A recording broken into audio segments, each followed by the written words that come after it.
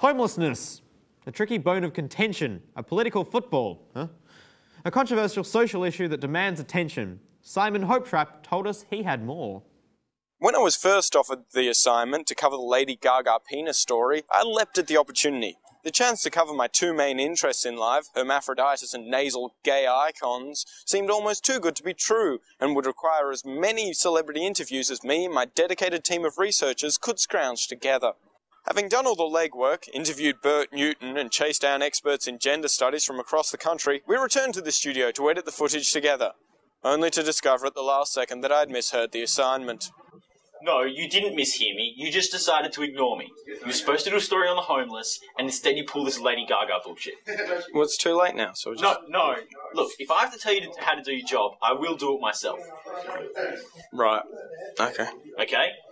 What's the story supposed to be about again? Homelessness. Stop fucking around. Homeless people. They smell like shit and they want my change. But what more do we know? In ancient Greece, the homeless were revered as gods and lived in giant mansions waited on by vast teams of servants.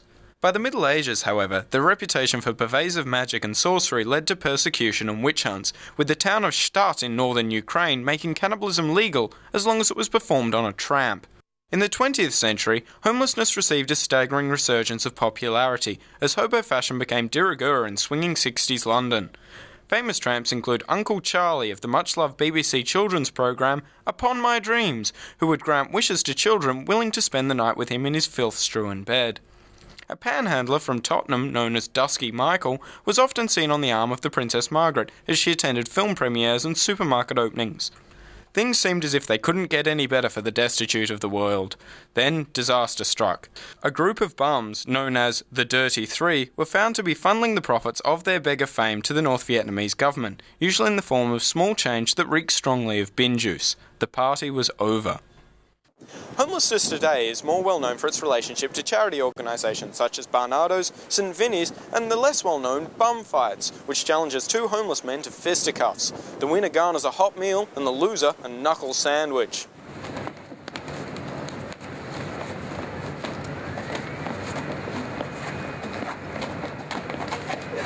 To find out more about homelessness today, we talked to marine biologist Albert Stramp. So Albert, do you think that homelessness today is caused more by, a lack of housing option, a lack of housing options, a lack of fallback, or do you think it's more of a mental health issue? Do you think? I don't really know. It's not exactly my area of expertise. Right. Well, do you think that, housing, housing opportunities should be controlled by the organisations, the charity organisations that usually look after the homeless, or should it remain a government concern? I guess, again, it's not really my area. Right. So what do you have an opinion on? Fish? Think Lady Gaga has a penis? Well, I've studied the footage, and I can't say for sure, but my auntie works in a hospital, and she says there's a lot more hermaphrodites walking around than you suspect. Nicole Kidman. So what does the future hold for the homeless? Space beggars? Cyborg hobos? Hollow tramps? Of course not. All of those ideas are stupid.